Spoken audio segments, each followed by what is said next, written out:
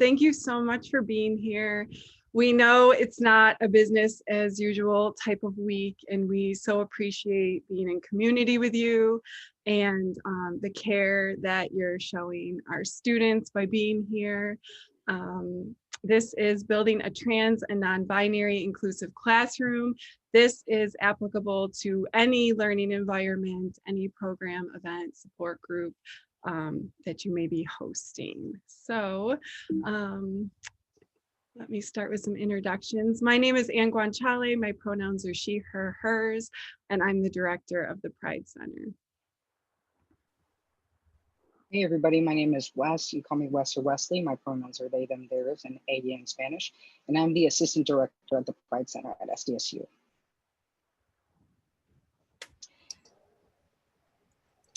Hello, everyone. My name is Jess Watcott. I'm an assistant professor of women's studies and an affiliate of LGBTQ+ studies. And my pronouns are they, them, theirs. Hi, everyone. My name is Catherine Queen Taylor. I am an assistant professor in the Department of Women's Studies. I'm also the chair of Safe Zones, and my pronouns are she, her, hers. So I wanted to share a little bit about the Pride Center here. The Pride Center is our hub at SDSU for LGBTQIA. It's a fun and friendly queer space where students and faculty and staff can come and have meaningful connections, conversations, share some coffee, spill some tea, or even craft in community. So feel free to check us out in our virtual hours. Thank you so much.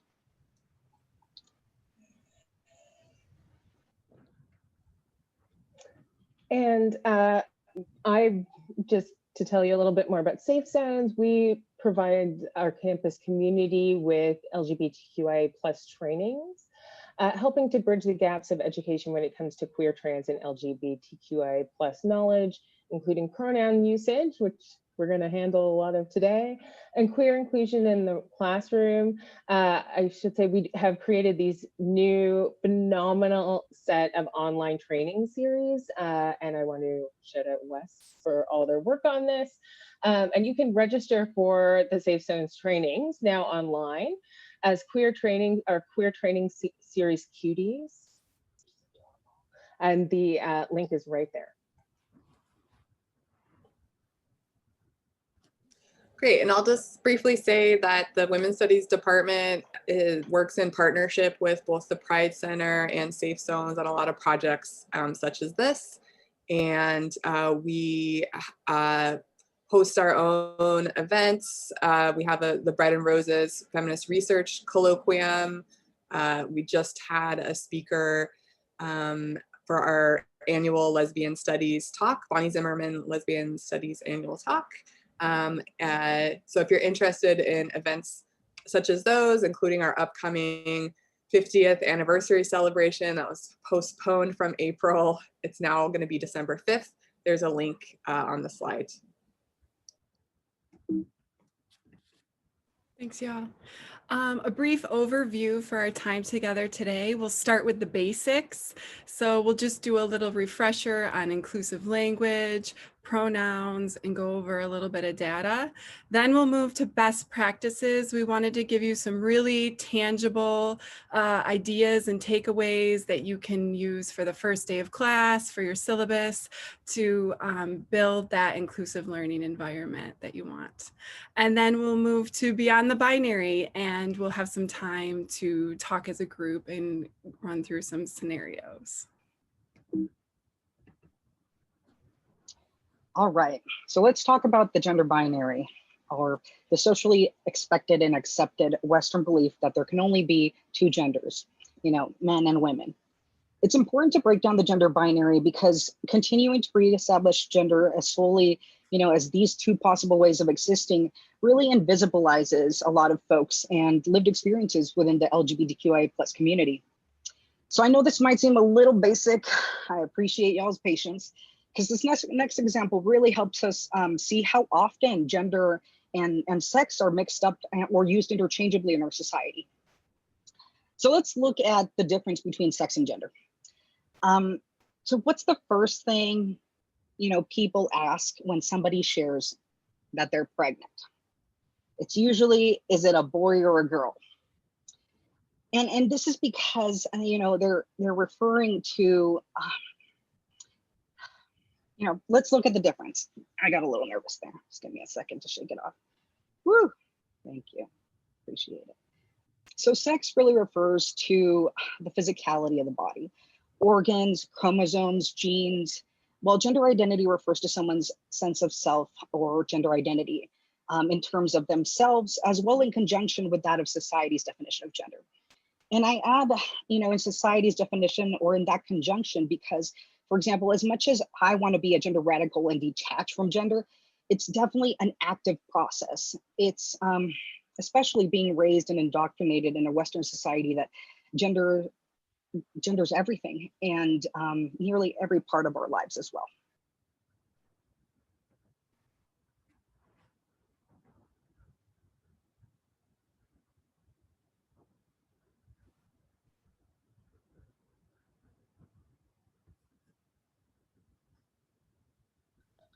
We appreciate your patience as we figure our Sorry, this is me. difficulties. Sorry, I can't see the numbers on the slides. Hi, everyone. So let's talk about inclusive language.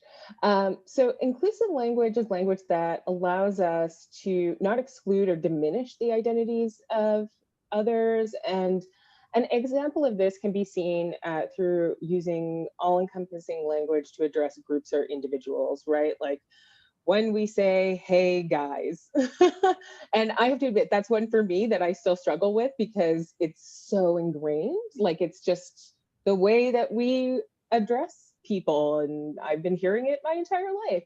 And so I still do have trouble with that one.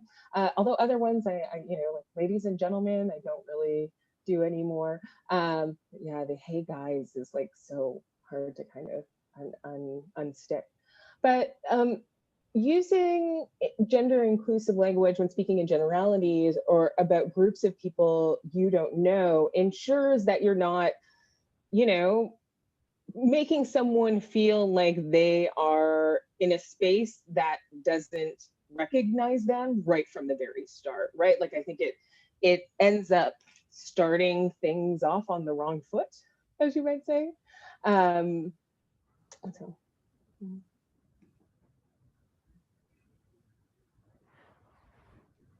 I can't move the slides, can I?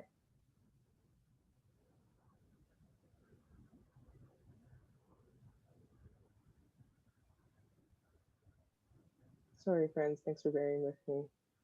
I'm not sure how to move to the next slide. Oh, thank you. So here are some examples of inclusive language. So number one, hey guys. You can just try saying, hey everyone, hey y'all. I think we really should be using y'all more. I often also use folks, so hey folks, or with students, actually, I often will just say friends. Hello, friends. How's it going? Right? Like I often think that kind of starts things off on a nice foot. I think instead of, you know, these kind of singular ones, and I think sometimes folks can have, we can get into like training ourselves around group kind of group pronouns or trying to like figure out what our strategies are for around groups, but then find in one-on-one situations we're a little bit stuck because we've gotten into our head that we're just using folks or y'all or friends. And so often I will ask if you actually do even need a gendered adjective, like you can just say, excuse me. You don't necessarily have to say, excuse me, ma'am, or excuse me, miss, or you could also, like, if it's a group of people and you're trying to get someone's attention, you can be like, excuse me, you in the yellow shirt, right? Or hey there, you know, I don't think you need to do that, but, and so that just kind of, then you don't get stuck on the tongue twisting of like trying to figure out, because I think sometimes folks can also do that and get stuck in trying to read people. And, you know, one of the things we'll talk about is like, you can't actually make any assumptions about anyone's pronouns based on how they look. Like you just can't know. And so for other things that are gendered, you know, and I think we've done well in terms of getting rid of some things like all of our chairs, we used to call them chairmen, now we call them chairs, right? But we still have a lot of kind of more general language that is gendered, like freshmen. And so you can say things like first year, or point out where the gendered stuff is. And again, remember, it's a process, but try to hear for it, because I think actually in this category can often be the hardest to see, because it's just so normalized, that language. But yeah.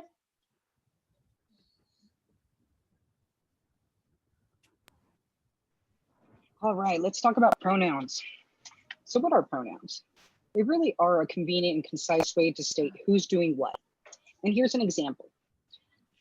Beyonce likes pancakes for breakfast, but Beyonce only likes having Beyonce's pancake breakfast with a syrup and a glass of milk. Whew, I don't know about y'all, but that was a mouthful. If you were to say Beyonce likes to have pancakes for breakfast, but she only likes to have her pancake breakfast with syrup and a glass of milk. Still a little easier, but it really shows us how pronouns are an important part of syntax and grammar. But not only that, pronouns are also an important part of our identity. It's how people, refer to us, how we're perceived, and how we interact with others. So what do you do if you don't know somebody's pronouns? Here are a couple of examples that you could use if you're introducing yourself to somebody else, or if you messed up, or if you forgot somebody's pronouns and are asking for like the 5th or 6th time, because that's okay too. And here's an example. Hi, my name is Wes and I use they, them pronouns. Or you can simplify it and say, hi, my name is Wes. I use they, them. How about you? Or let's say that you are on the 5th or 6th time. Excuse me, I just wanted to check in again. Could you please remind me of your pronouns? Thank you so much. So if you're unable to ask, let's say you're in a group setting or something, it's always best to err on the side of caution and use a gender inclusive pronoun or use the person's name.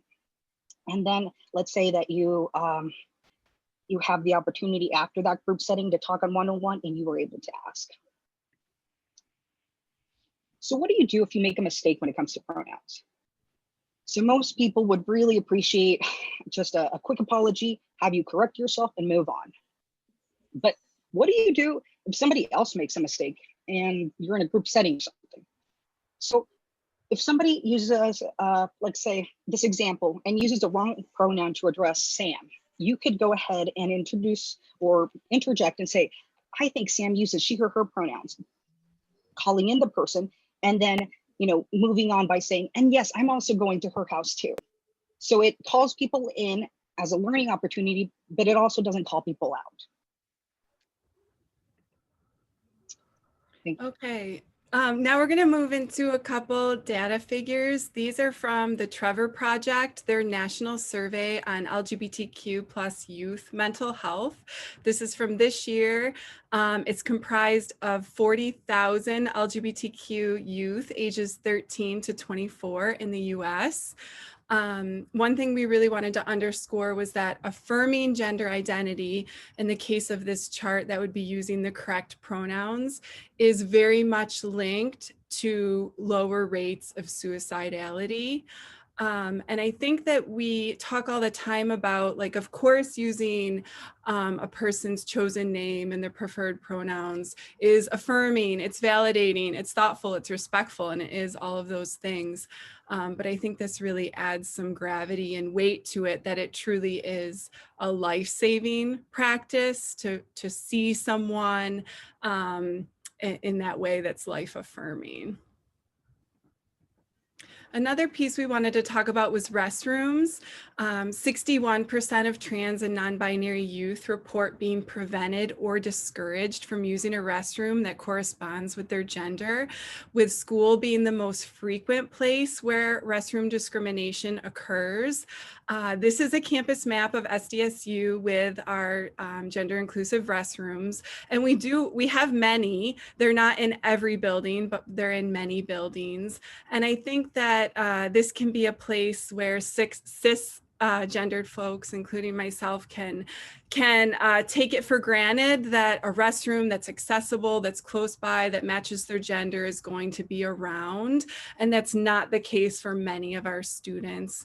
It was the first week of class. when we were on campus, maybe about a year ago, and I ran into one of our students at Starbucks, and they had their coffee, they were ready to go. You could like feel the buzz in the air. And I said, how's your week going? And they said, it's going great. I've got my campus map. I've mapped out where all my courses are. I know where to go. I know where all the gender inclusive restrooms are that are close to my classes. I've got my coffee. I'm set. So it's just this added layer of planning, of worry that our students are thinking about. I know there's a lot of text on this slide, but I didn't want to miss anything here. So diversity, equity, and inclusion is really all of our responsibilities. And so thinking about how we are respecting gender identity in the classroom affirms and validates students who are trans and non-binary and creates a culture of diversity and inclusion that has indirect benefits to all students. Research shows that making learning spaces accessible to marginalized students benefits all students by enhancing creativity and improving problem solving and decision making. Many trans and non-binary students experience anxiety, fear, frustration from being misgendered or other microaggressions, being outed in class, and having to come out at the start of each semester when they talk with each faculty member about their name and pronouns. Wes, we were talking about this yesterday, and I don't know, Wes, if you wanted to add anything. Yeah, frankly, this slide really only begins to show the tip of the iceberg when it comes to the marginalization and high instances of oppression that queer folk, particularly transgender, non-binary, and gender non-conforming folk face in classrooms. So if you have the privilege of being cisgender, never having to think about what pronouns people use for you, or potentially going into a room and being misgendered or into a group, it's incredibly important to consider the many ways, often potentially obscure and invisible, that transgender, non-binary, and gender non-conforming students face, like an additional level of oppression or in the classroom, and how this really disastrously affects the way that these students have the ability to learn, pay attention, and really remain engaged in class. We have just a couple quotes to add to what Wes shared. One student shared, every day it's scary to just be in class, not knowing what people are going to say. And another student shared, it can be very anxiety producing to wonder, oh, what's going to happen on that first day of class when I'm outed? What are other students going to say? What is the teacher going to say? Does anyone else have anything they want to add before we move into best practices?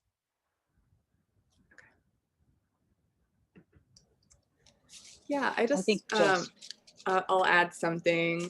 I just want to say, as we move into this next section, just to reaffirm for folks who are, a bit unfamiliar with this concept, that when we say trans and non-binary, we're talking about folks whose gender identity doesn't match their sex assignment.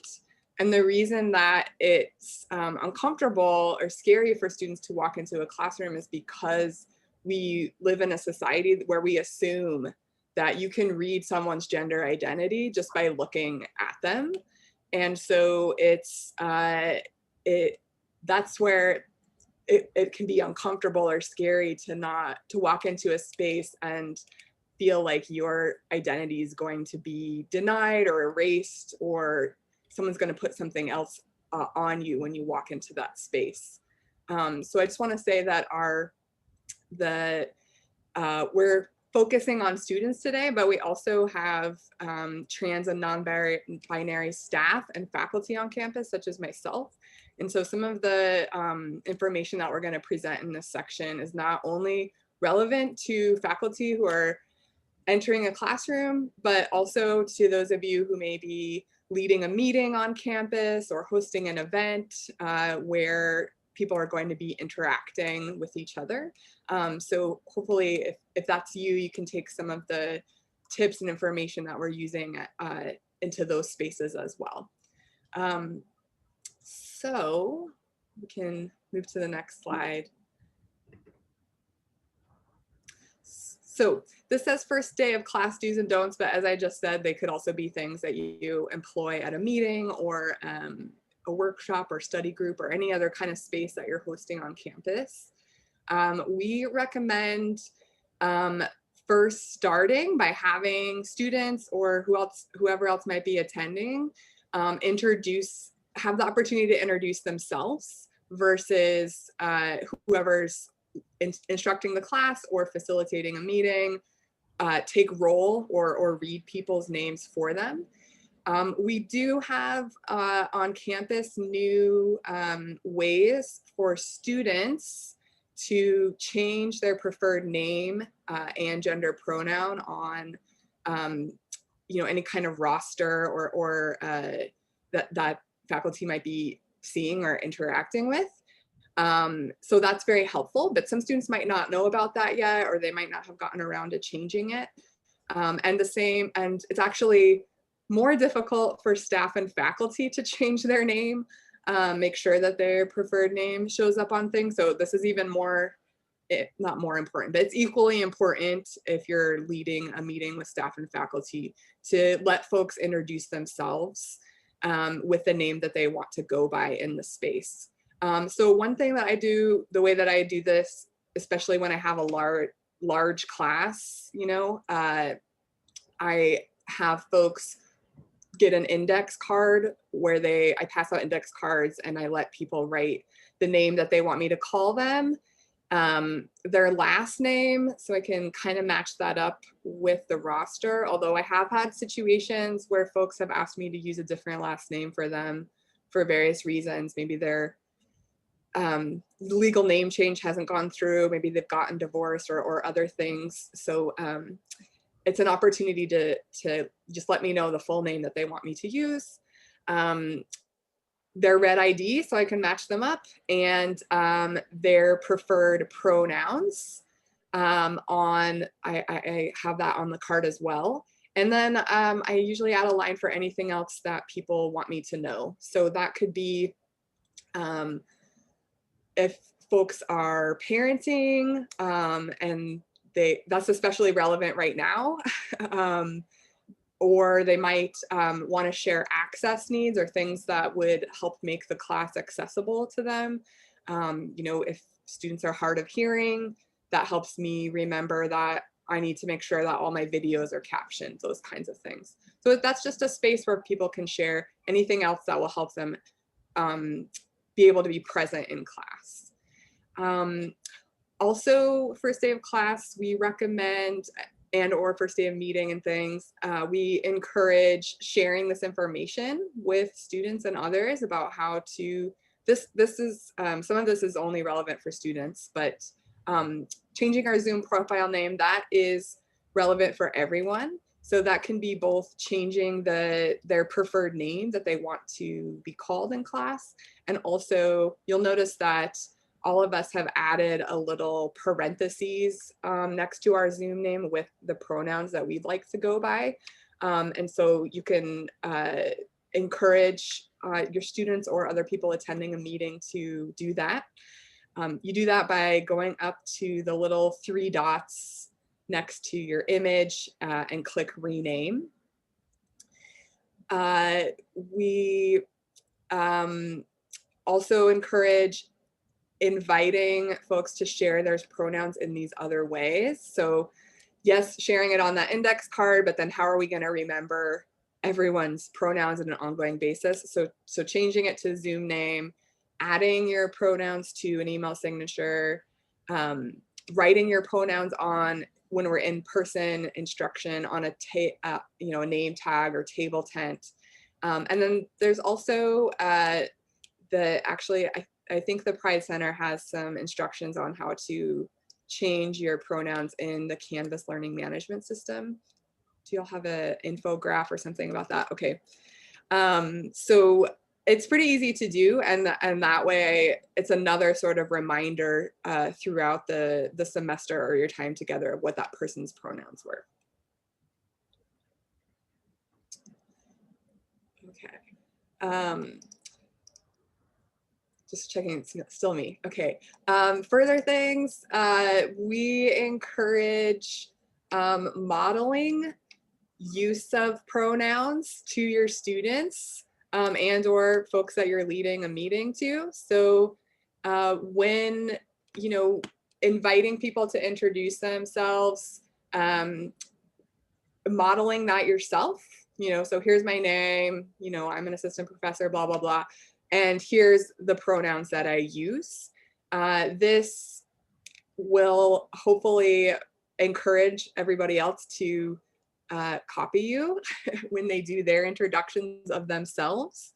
But it also just lets folks know who might have a pronoun that has been mistaken repeatedly in the past, that they are welcome to share their preferred pronoun in this space, right? It just affirms that this is an okay place to do that no one's going to think you're weird or strange. As Catherine was talking about earlier, we encourage modeling right off the bat using gender inclusive language in the classroom. And again, as Wes said, if you made a mistake, it's okay to acknowledge that and move on and try again. Just keep trying. I like to tell my students that, especially because I have a pronoun that might be unusual or that students might not have used very much in the past, that I invite them to encourage practicing using it. So I say, you get this opportunity to practice using a different kind of pronoun that you may not have used before. And as with any practice, we make mistakes and we keep going back to it. And, finally, just encouraging everyone to be open to feedback and ideas. And there's a lot of ways to do that and model that on day one. I think we're also going to talk about syllabi, but I think there's a lot of ways to sort of just affirm that you're not an inflexible person, and that if you've made a mistake, that you really want and encourage others to approach you with ways that you can improve or be more inclusive the next time.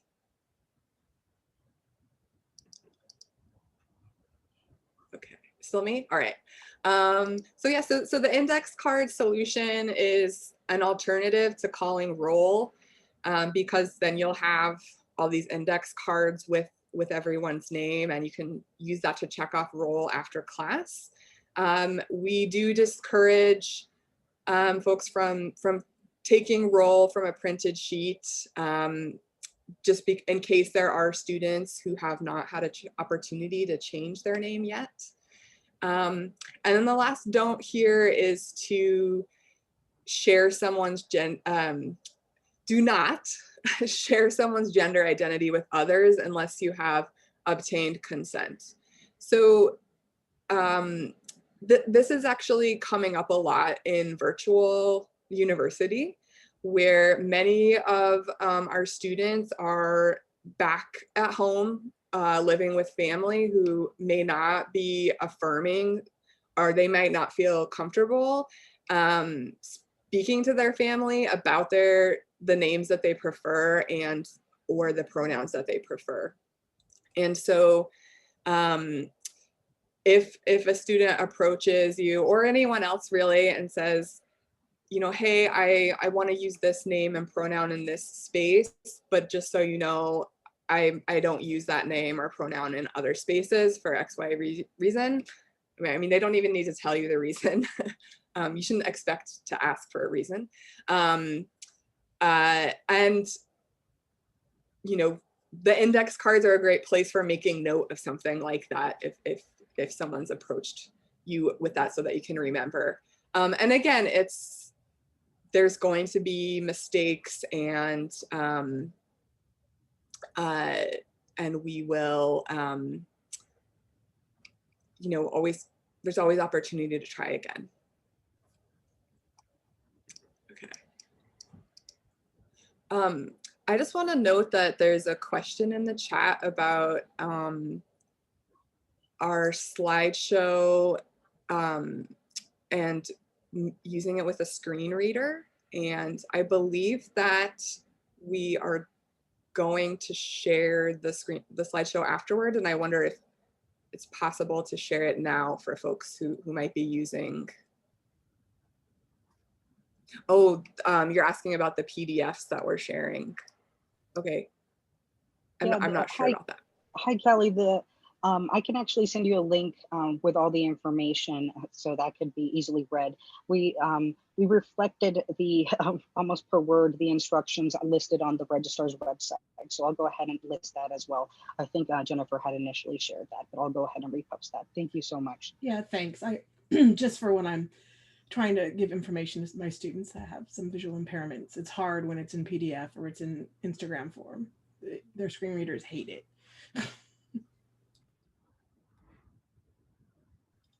Okay, well, let's talk a little bit about making your syllabus more inclusive for trans and non-binary students. And again, this is something I actually think, if it's clear on your syllabus, and there are these kind of indicators that you know that trans identities exist and you need to include them in your course content, it really sets a tone right from the beginning.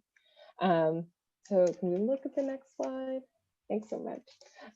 So one of the things you might want to do is consider setting some community guidelines or ground rules. You might want to have something specifically within your class policies on your syllabus that talks about respecting people's identities and pronouns, and it often, doesn't necessarily need to stop there, right? Like, I know for some of us, for example, myself, I teach classes where we do sometimes talk about controversial issues. And so one of the things that I try to make clear from the very beginning is that, we're going to talk about the arguments on a variety of sides of certain issues. And some of those arguments we might actually find really problematic, and we can talk about why they are so. But that being said, I'm not going to allow any kind of racism or homophobia or transphobia in the class, right? And I think it just, again, I think it sets a tone right from the start. Another thing that you can do, and I think is a very important thing to do, is to infuse trans issues and trans content, that is content by trans people in your field, into the course material.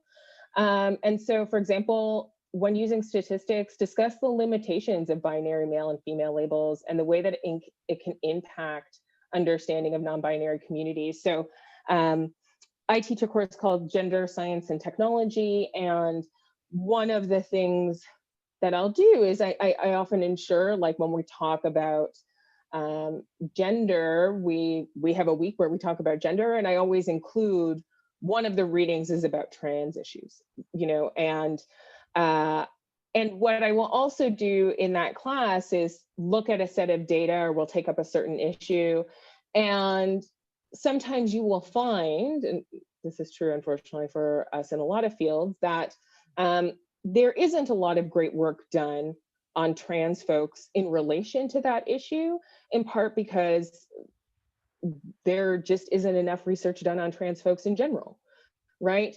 And so what I will do is talk about the limitations of that research and try to highlight where are gaps in knowledge if I don't have anything I can point to show that people are in fact like a positive example of trans inclusion in that space. And talk about what it is that, what does that do in terms of like empowering our knowledge production, but also impoverishing our capacities to actually engage in research that's representative of the population and kind of meets the aims that we want them to. And another thing I would say just briefly is also be open to being corrected by your students, or at least having your students point out gaps to you. So I had, in a class I taught at a previous university a couple of years ago, I had a week in this class on reproductive justice. And one of my students pointed out that I didn't have any readings on reproductive justice in relation to trans folks, when that actually is a huge issue, right? Like, and as soon as they said it to me, I was like, oh, you're so right. Huh. I was like, that was my bad. And so I added a reading, right? Like it wasn't that hard. And I was like, yeah, that's really legit. That's a huge oversight on my part. And like, let's fix this problem, right? Like, let's fix this mistake. And it's a process for all of us. And I think further, try to use examples or find examples when you can. So in business courses, for example, include case studies on companies that develop products for non-binary clients, or also, I would say, clients of other kinds of marginalized communities as well. But you know, there are examples out there. There usually is, in whatever field you're working in, research about trans issues somewhere in it. You might need to go and look for it, but it's there. Thanks, Catherine. A couple other recommendations we have is adding a resource section to your syllabus. And if you already have a resource section, just making sure it has the following items. So the first one is to share campus resources. So in this case, we would recommend the Pride Center, Women's Resource Center, Women's Studies, LGBTQ Studies, Safe Zones, etc. And other areas as well, the other cultural centers on campus, the Economic Crisis Response Team, Counseling and Psychological Services. This helps support the whole student. It builds a bridge between academic affairs and student affairs. It's handy, and it removes the stigma for students of asking for help. And they know that you're there, you understand them as a whole student, and you can support them in navigating life as they're taking your class. Another one is to, I know this has been talked about in the chat as well, but including instructions for students to change their legal name or their chosen name and or their gender marker online. All the information you need is on the registrar's website. We also have some infographics on our social media. We're also happy to take questions and advocate for students. It's now online. They can do it through the web portal. They don't need any documentation for a gender marker change or a chosen name change. It takes 2 or 3 days and they'll get a confirmation email. Also, students can add their pronouns in the Canvas learning system. There's some really simple steps in Canvas. They're also located here. And PeopleSoft, which will be the new Sims coming online in a year or so, will have all this available as well, including pronouns. So just something to have handy there too.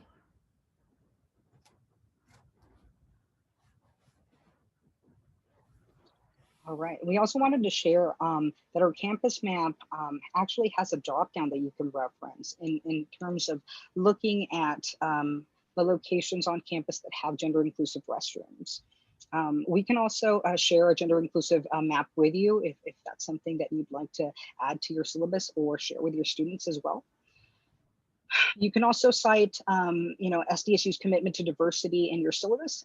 And more importantly, really let students know about Inclusive SDSU, really a place where students can report any positive as well as negative experience that they've had within our community.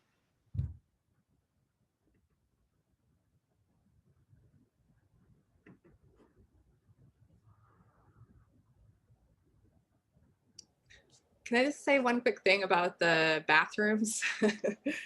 Some of them are, I'm putting it in the chat also, and maybe this will be covered in the sample syllabi that CIE has, but I just include a little line that says the nearest gender inclusive restroom can be found, and then I'll put a link to the map, but also I try to find it so that I can tell students where it is, because some of them are in basements or on second floors or kind of out of the way places that students might not be wandering during a class break. And so just, it's really important for students and other people who like coming to meetings or might be coming to public events to know that they can use the restroom while they're on campus. It's really stressful to feel like it's going to be risky for you if you need to use the restroom. So it's something that, in as much as focusing on pronouns and using people's names, this is just as important to making people feel included in the space. Jess, I really wanted to thank you for bringing up that point. That was actually something that I wanted to share, but I completely forgot. But thank you so much for bringing it up. And it really reminds me of how that actually made a difference in my undergrad. I still remember in 2013 where this faculty actually pointed out the nearest closest restroom to ENS. And that at the time I was barely in the process of coming out. And thanks to them, thanks to Giordano, I knew where the closest bathroom was. And so it makes such a difference in the lives of students. I just wanted to add before we move to the scenarios too, I just saw a question in the chat about financial aid. And if anyone is from financial aid, feel free to chime in. But the short answer to your question, do students run into issues with preferred name? Yes. Right now, financial aid only uses legal name in their system. Their IT is working on getting chosen name to populate and being used more. So it's something we're aware of and we're working on.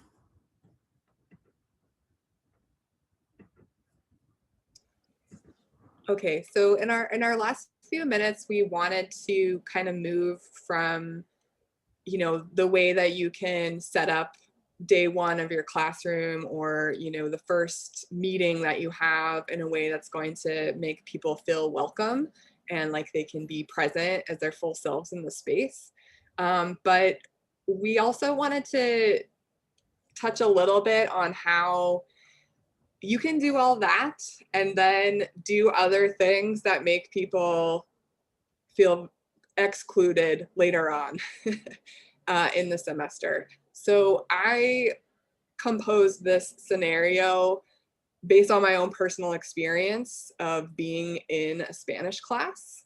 So this actually happened to me. I embellished a little bit and combined two different experiences, but this is an actual scenario. And I'll just read the scenario and then maybe we can talk about why this, and it perhaps it's obvious to some folks and maybe not as obvious to other folks about why this may have felt some people feel excluded from the class. So in a Spanish class, the professor shows a series of short videos that he uses to test student comprehension and to allow students to practice spontaneous conversation. The second video portrays two young men flirting with a woman who is supposed to be, obviously to the audience, actually, quote unquote, a man. The professor included this video because he thought it was a good opportunity to talk about pronouns and the mechanics of gender in Spanish. During the discussion, the professor notices that one of the students who is normally very talkative does not participate. The next video portrays an argument between a married couple, including what are supposed to be comic moments of the wife hitting the husband with a frying pan. The professor finds this video amusing and sits at the front of the class chuckling throughout. Part of the comedy for the professor comes from the woman being very tall and fat, while her husband is significantly shorter and thin. Before the professor can turn the lights back on, he notices that one of the students walks out. Okay. So I just want to open it up for conversation about thinking about who might have felt excluded or like that they could not be present in this class anymore because of the content of the video, even though it had nothing to do with the lesson, which was about practicing Spanish. And perhaps folks can use the little hand raise function under the participants list if they want to chime in.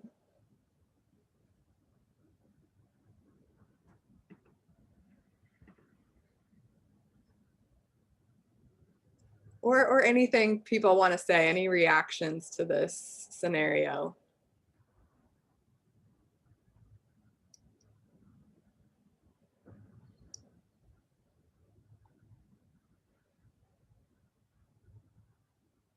Hi, Amanda, go ahead.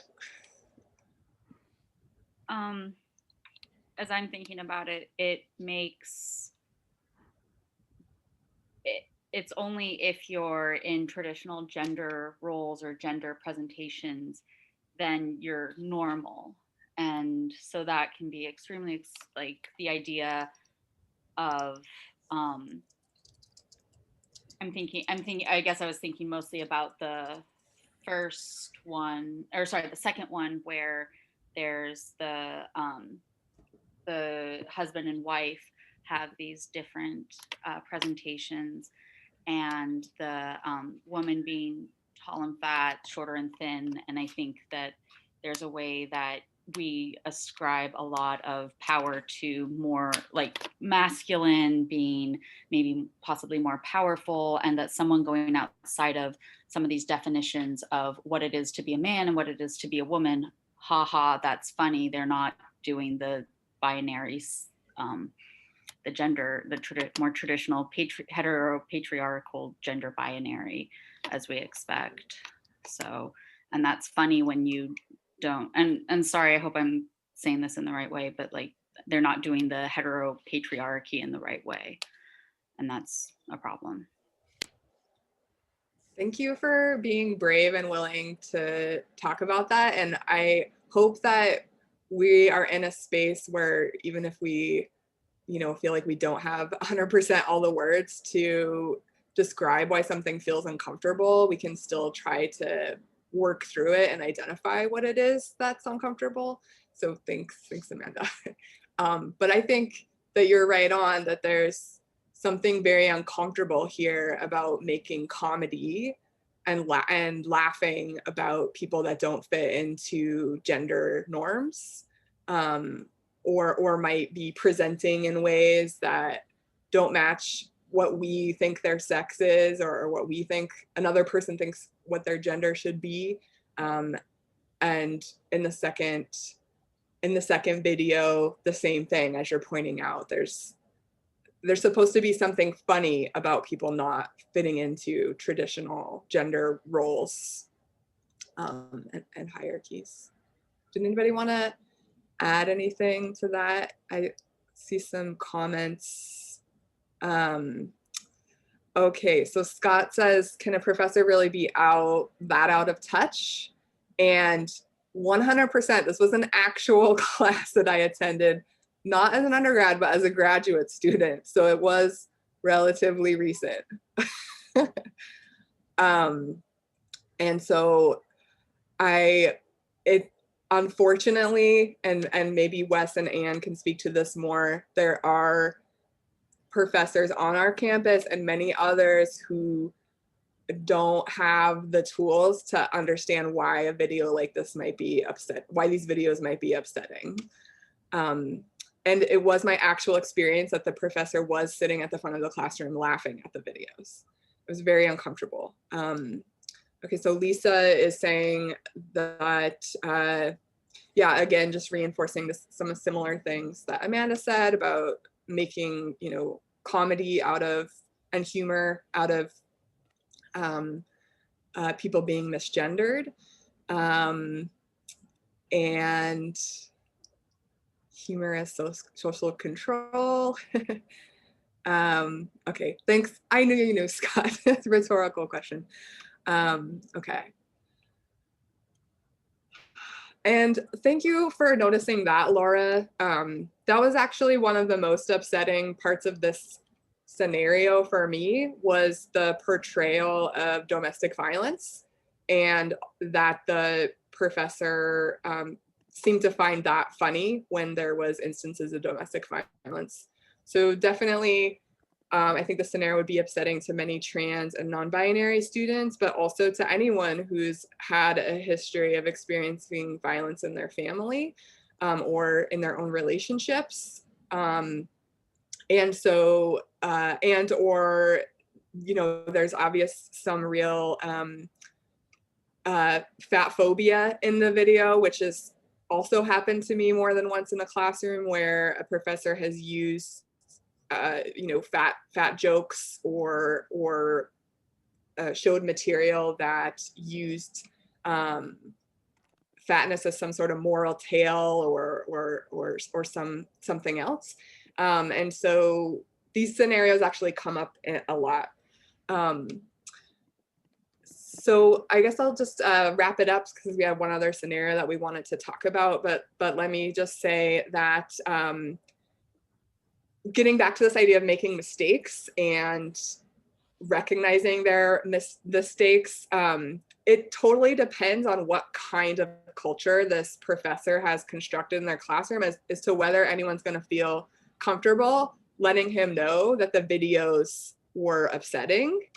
And if there's a professor kind of giggling at or chuckling at the front of a classroom, it's highly unlikely that any student is going to feel comfortable speaking up. And so it's back on the professor in this scenario to attend to the students who walk out or not participating. And it could be something completely different, could not be related to the content, but I think part of creating a trans and non-binary affirmative space is to at least follow up with people who look like they're experiencing distress and trying to figure out what's going on. And if it is related to the content, then you have an opportunity to fix that.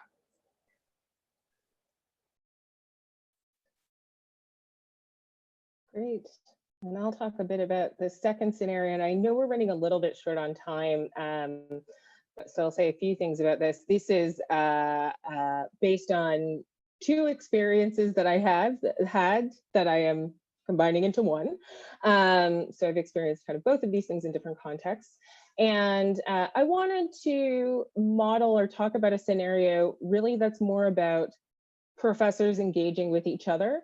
I think often we do talk about how to make our spaces inclusive, and that's great. And you know, the thing is, if you're folks who have signed up for a session like this, you're already interested in doing that, right? But there are a lot of folks who would not sign up necessarily for a session like this, and the way that they engage with students has a lot of effects on students, and often it is going to be other faculty or staff who are going to need to be the ones to call them in, and often modeling calling them in. So this is a scenario. A graduate student designs a thesis project exploring correlations between veganism and experiences of symptoms associated with PMS, menstruation, and pregnancy.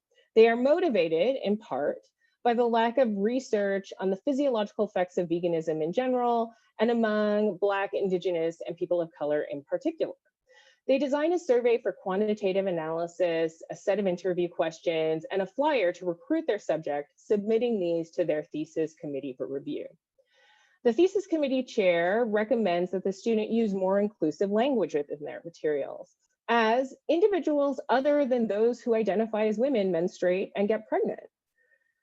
They note, however, that they're not 100% sure about the best language to use. They just recognize that the language needs to be a bit more inclusive. The second reader comments, "Who knows what language people are using for themselves these days? It seems like there is a new gender every time I turn around. Let's just leave it as it is. Trying to cover all your bases makes for clunky language anyways, and it will just overcomplicate the project to have to include new variables." So there are a few kind of things I want to bring up, or a few questions I want to consider in relation to this. So the first is, how might we characterize the second reader's comments, and what kind of exclusionary effects might their comments have?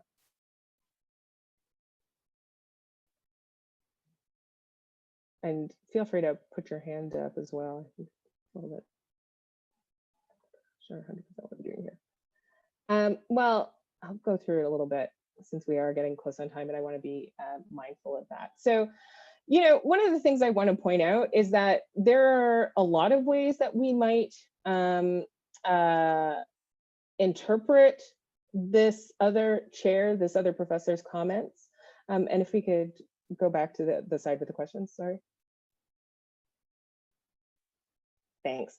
So, you know, one thing is, like, I think this is a microaggression, and frankly, I think it's actually a macroaggression.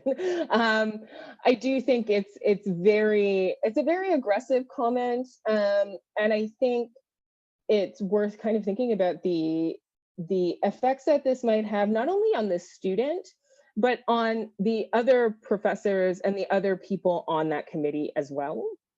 You know, just because someone isn't 100% sure of what language to use, in something like this, when they're putting together a designing a project, doesn't mean that they are not intimately familiar with or part of the trans community, you know. And so I think this is something that would really need to be addressed and should be addressed quite directly. Further, I think one of the things that's important here, and I think it's important to say to the other committee member, but also to model saying that for the student, is that, you know, if there has been an increase in the way that people identify over the course of the last, say, 10 years, it is because we're actually better representing the world as it is, right? It's because we're actually recognizing individuals as they are, and to include and better specify individuals and not exclude trans and non-binary people from research. It doesn't overcomplicate the research. When we do that, what we get is better research, right? Like what we get is more representative information about the world. And to exclude those folks and exclude that kind of data because it's clunky or complicates things is part of the way that we reinforce the impression of these groups of individuals. And like, yeah, you know, things shift, and like our categories and our variables might have to change such that like when we go back to correlate with research that's done 30 years ago, it's a little bit more complicated. But that's actually what we probably think means we're getting better, not worse, right? And I think one of the things I wanted to point out here is that, you know, I think in this situation, one of the good things is the committee chair recognizes that there is need for more inclusive language, and they're also acknowledging the limits of their own knowledge, right? That we might need to like go and find some help about this, and go and do that, right? Like there are people available, there are people on campus who you can shoot a quick email to and ask, could you take a look at this and get a little bit more information, right? And I think, you know, for the second reader, I think it really is to kind of decide, like, in some ways I'm like, what is your aim here, right? Like what we want are students who are knowledgeable and can do research that can take them forward in the world. And so that has to be research that is in some sense accurate, right? So I'll leave it there. Thank you so much, everyone. I know there's a last slide. Feel free to send out emails if you have any questions. Thank you all. You can contact us. We love to help. Ask us anything. Take good care. Thank you everyone for coming. Thank you to the speakers and for sharing all of this. I did somewhere further up in the chat, put a link to the evaluation form if people have a chance to do that before they run to their next thing. I'll also follow up with folks. And the recording for this will also be on the website. And if you could send me the slides as well, that would be great to include on the website. But thank you all for being here and for